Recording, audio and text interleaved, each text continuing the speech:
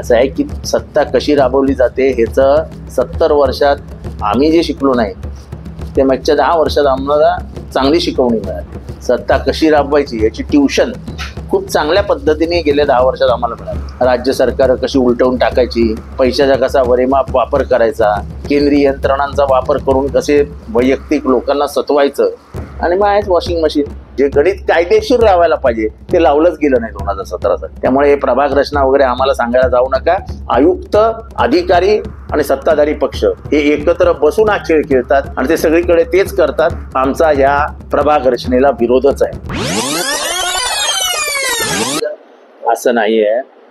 हे बिल भारताच्या लोकशाही आणि संविधानावरतीच हल्ला आहे.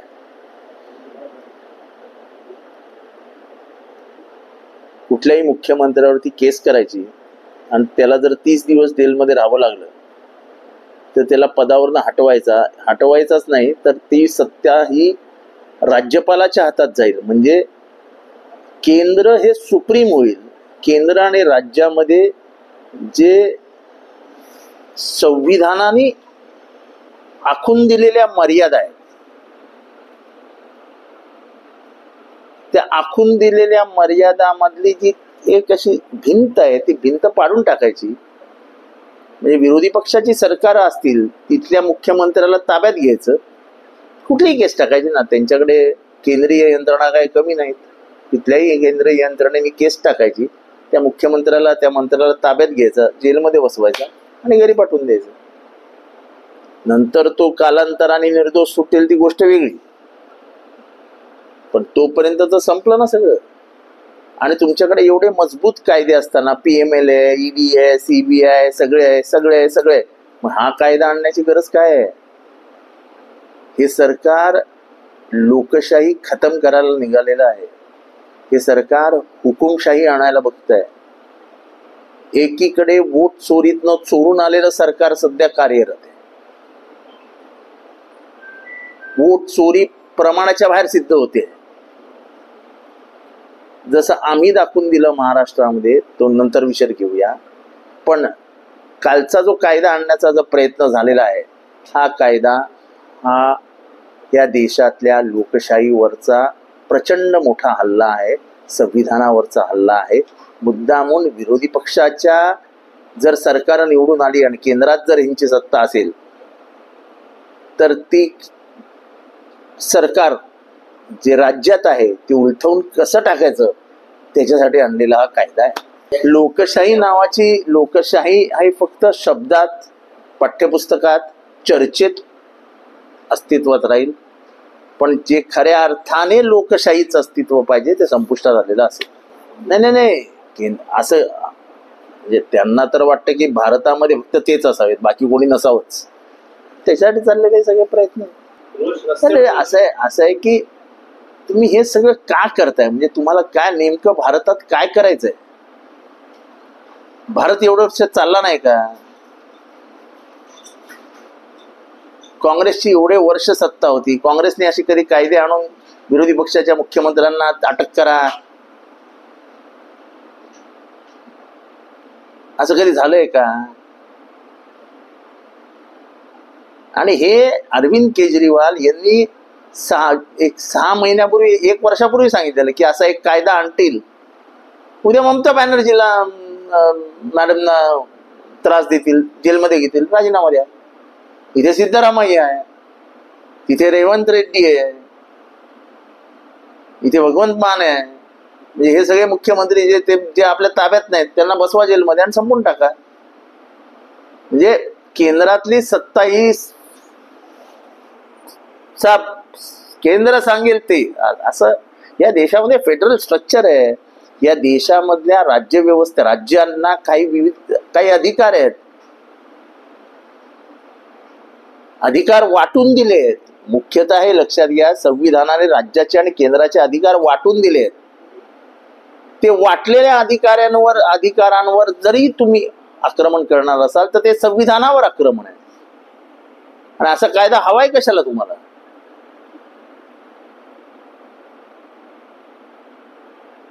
आणि कुठलाही गुन्हेगार जोपर्यंत तो साबित होत नाही, तो पुराव्यानिशी सिद्ध होत नाही, तो गुन्हेगार नाही असं संविधान म्हणतं, तरी तुम्ही त्याला गुन्हेगार समजून त्याला घरी पाठवणार असाल तर तुम्हाला राज्य व्यवस्था कोलमडून टाकायची आणि स्वतःच्या ताब्यात घ्यायची हुकुमशहासारखी. असं आहे की सत्ता कशी राबवली जाते ह्याचं 70 वर्षात आम्ही जे शिकलो नाही ते मागच्या 10 वर्षात आम्हाला चांगली शिकवणी मिळाली. सत्ता कशी राबवायची याची ट्युशन खूप चांगल्या पद्धतीने गेल्या 10 वर्षात आम्हाला मिळालेली. राज्य सरकार कशी उलटवून टाकायची, पैशाचा कसा वरेमाप वापर करायचा, केंद्रीय यंत्रणांचा वापर करून कसे वैयक्तिक लोकांना सतवायचं, आणि मग आहेच वॉशिंग मशीन. पण हे खरं आहे ना की तुम्ही ज्यांच्यावर आरोप केले, ज्यांना जेलमध्ये ठेवलं, ती माणसं आज तुमच्यावर सत्तेत मांडीला मांडी लावून बसलेली आहेत.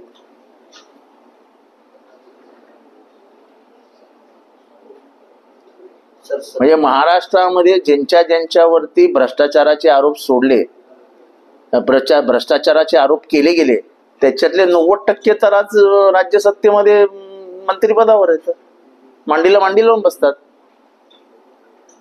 म्हणजे जे आरोप केले ते मुख्य खुर्चीवर आहेत आणि ज्यांच्यावर आरोप झाले ते बाजूला बसलेले आहेत.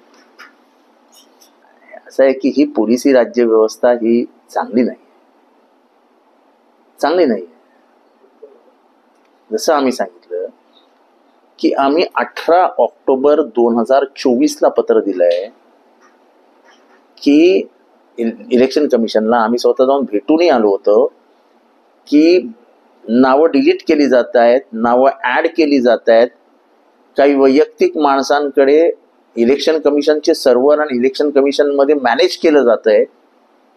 आम्ही कॉन्स्टिट्युएन्सीजची नावं दिलेली होती की ह्या कॉन्स्टिट्युएन्सीज मध्ये असं घडतं आहे. कोणी लक्ष दिलं नाही हे घ्या, तुम्हाला सांगतो ना.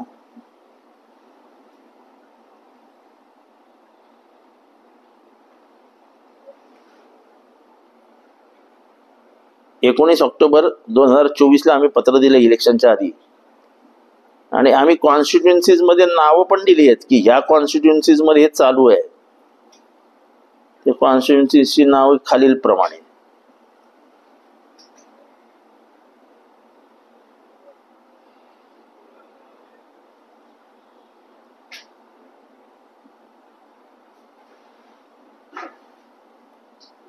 शिर्डी, चंद्रपूर, आर्वी, कामठी, कोथरूड, गोंदिया, अकोला, चिखली, कणकवली, खामगाव, चिमूर, धामणगाव रेल्वे इथल्या मतदार याद्यांमध्ये 10 ते 15 हजार नावं ही जी काँग्रेसचे वोटर होते त्यांना बाहेर काढून त्यांच्या जागी डुप्लिकेट वोटर टाकण्यात आले, आणि पुराव्यानिशी आम्ही त्यांना याद्या दिल्या होत्या. इलेक्शन कमिशननी काहीही कारवाई केली नाही, आणि हे इलेक्शनच्या नंतर केलेलं नाहीये, इलेक्शनच्या आधीच आम्ही हे पत्र लिहिलेलं आहे. माझं पत्र ट्विटरवर आहे, त्याच्यावर संजय राऊत, जयंत पाटील आणि नाना पटोले यांच्या सह्या आहेत. मी स्वतः त्याच्यानंतर पत्रकार परिषद घेतली होती आणि विस्तृत माहिती दिली होती. आम्ही सगळे मिळून इलेक्शन कमिशनरला भेटलो होतो.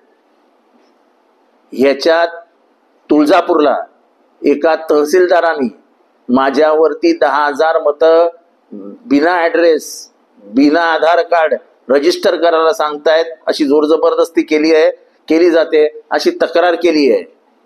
त्याचाही FIR ची कॉपी माझ्याकडे आज आत्ताही आहे आणि तेव्हाही होती. ही घ्या FIR.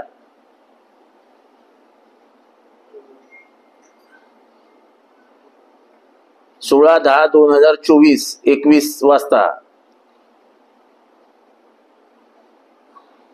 Police station name Tuljapur,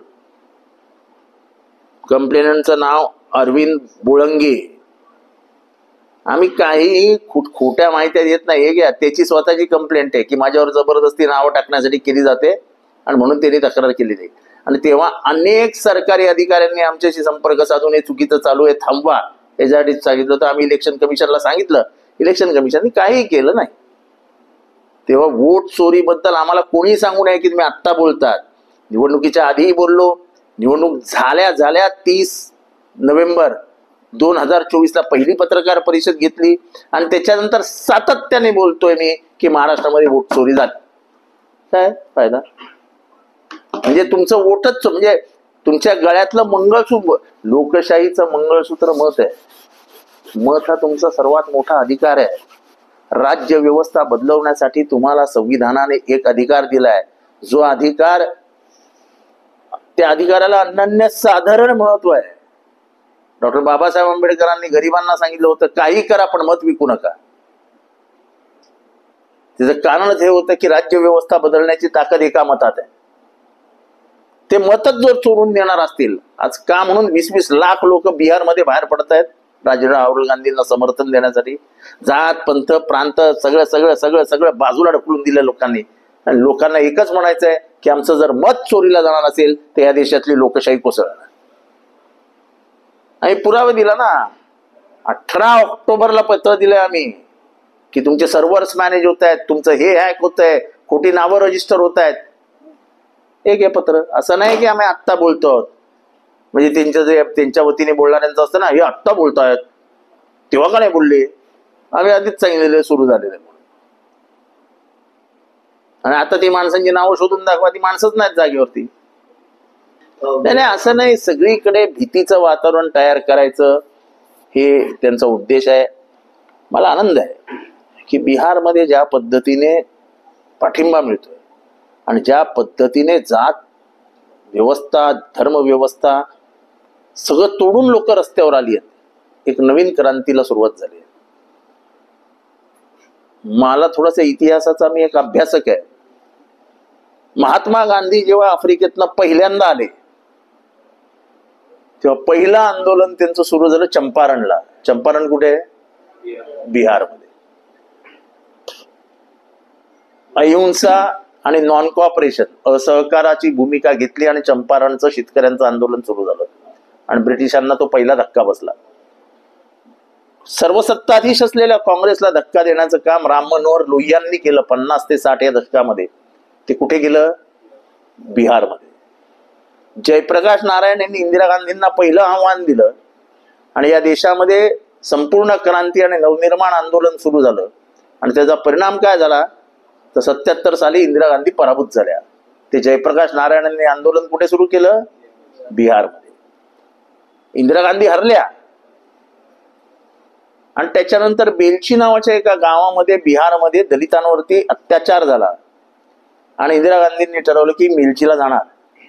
त्या बेलचीला जायला निघाल्या, त्या जीपमध्ये बसल्या. जीप पुढे गेल्यानंतर ती चिखलात रुचली कारण का त्या नदीला पूर आलेला होता. जिद्दीला पेटलेल्या इंदिरा गांधींनी सांगितलं की मी जाणार म्हणजे जाणारच.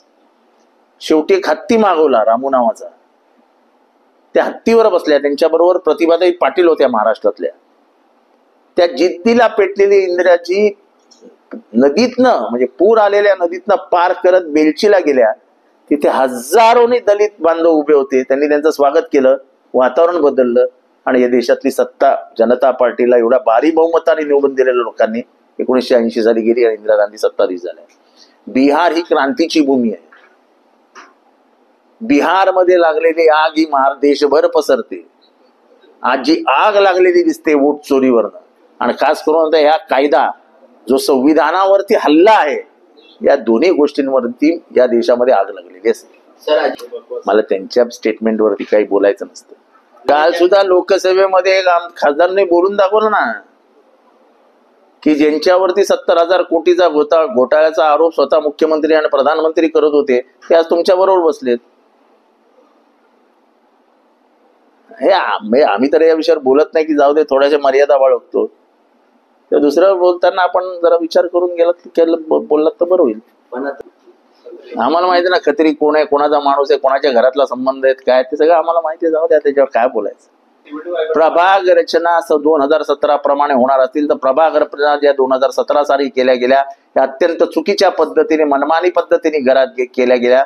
प्रभाग रचना करताना त्या अधिकाऱ्यांना घरात बोलवून असा प्रभाग बनवून त्यांच्या हातात दिला. त्या अधिकाऱ्यांनी फक्त सह्या केल्या. आयुक्तांनी त्याच्यावरती संपूर्ण हस्ताक्षर करून ते सबमिट करून टाकलं.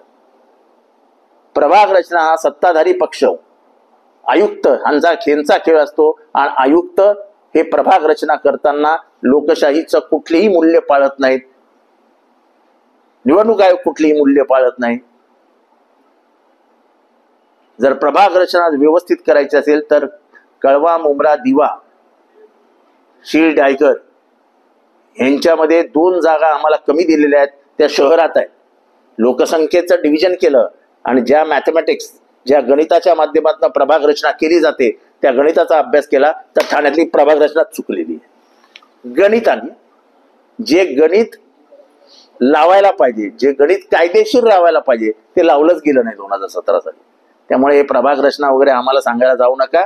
आयुक्त, अधिकारी आणि सत्ताधारी पक्ष हे एकत्र बसून हा खेळ खेळतात आणि ते सगळीकडे तेच करतात.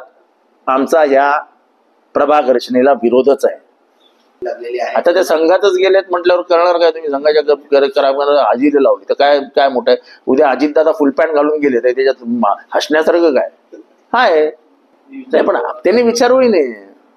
ते शाहू फुले आंबेडकरांना मानणारे आहे, त्यामुळे स्त्रियांवरती असा दबाव आणि असं ते करणार नाहीत. नाही, असं आहे की रोहितला कारण नसताना त्रास दिला जातोय. एका तरुण, होतकरू, अभ्यासू राजकीय व्यक्तिमत्वाला दबावात ठेवून थांबवण्याचं काम व्यवस्था करते, त्याच्यातनं स्पष्ट होत आहे. आता हे आम्ही बोललो नाही ना, कोर्ट बोललो ना, आम्ही बोललोय का? कोर्ट बोललो ना की रोहितचा काही संबंध नाही. तरी रोहितला कशाला खेचताय तुम्ही? कारण का रोहित तुमचे घोटाळे बाहेर काढतोय. रोहितने सिडकोचा घोटाळा बाहेर काढला. रोहित दररोज वेगवेगळ्या विषयांवर बोलतोय. मग त्याच्या तोंडावरती बोट कसं ठेवायचं? मग टाका त्याच्यावर कधी कधी खोटी केस. आणि हे जे केंद्रातले कायदे, इथले कायदे, तिथले कायदे कशाला आणताय? कारण का तुम्हाला विरोधी पक्षाचा गळाच दाबून टाकायचा आहे. भारतीय जनता हे सहन करणार नाही. बिहारमध्ये जो लोक वणवा पेटलेला आहे, जो लोकांचा जो प्रतिसाद मिळतोय त्याच्यावरनं ओळखा या देशाचं माहोल बदलत आहे. लोकांना लोकशाहीवरचा हल्ला आवडत नाही. एकाच कारणासाठी इंदिरा गांधी पराभूत झाल्या होत्या. आता हे असं आहे की ती राजकीय पद्धत असते. प्रत्येक जण आपापल्या परीने आम्हाला मत द्यायसाठी फोन करत असतात आणि शेवटी प्रत्येक जण आपण कोणाला मत देणार हे ठरवलेलं असतं. त्यामुळे मला वाटत नाही की उद्धव ठाकरेंना फोन करून काय मोठा चमत्कार होऊ शकतो. असं काही होत नाही. नाम कुंभमेळा पहा की पैसे का केला. अरे जाऊ दे रे बाबा, ते मरा आणि डुक्करांपर्यंत. अरे बेस्ट हे काही निवडणुकीचं हे आहे काय? ते काय शिवसेनेचं आणि मनसेचं पॅनल होतं काय? त्यांचा कोणी नेता उतरला होता का मैदानात? कुठल्या निवडणुकीचं राजकारणच्या बाबतीत कुठे घेऊन जायचं याला काहीतरी मर्यादा ठेवा. क्रिकेट म्हणजे एखाद्या क्लबची निवडणूक असते ना, छोट्या स्पोर्टिंग क्लबची निवडणूक झाली, त्याच्यात कोण हारलं जिंकलं त्याचं काय एकनाथ शिंदेचे नातं जोडणार की काय तुम्ही? कोणाची भेट घेण्याने काय होतंय? काही होत नाही. असे विचार एका दिवसात बदलत नाही हो. अख्खा महाराष्ट्र बंद पडला, मेट्रो बंद पडली, मोनो बंद पडली, लोकांनी काचा फोडून उड्या मारल्या. आता अजून काय म्हणजे काय राज्याची अवस्था झालेली आहे. तुमचे इमर्जन्सी कक्षाचे फोन बंद होते, लोकांना SMS जात नव्हते, लोकांना माहित नाही, शाळा पोरं निघाली, नंतर शाळा बंद पडल्या. महाराष्ट्र संपूर्ण ठप झालेला आहे. आम्हाला फक्त पैसा दो, पैसा दो, पैसा दो, पैसा दो, बस, बाकी काही नाही आहे. ते तर करावं लागेल, लगेच होईल मला माहिती, पण ते ओला दुष्काळचं जाहीर करावंच लागेल. यमक आणि गमक जुळवण्यात काहीच लोक हुशार असतात, त्याच्यात मोठं काय नाही. मग त्याच्यात काय चांगलं आहे ना, यमक गमक चांगलं आहे. चांगलं शीघ्र कवी नवीन नवीन जन्माला येतात, याचं कौतुक करायला पाहिजे तुम्ही लोकांनी. त्या शीघ्र कवीचा सत्कार करा. सगळ्यांनी आपापल्या घरात भाजीपाला भरून ठेवा आणि तेवढाच खा.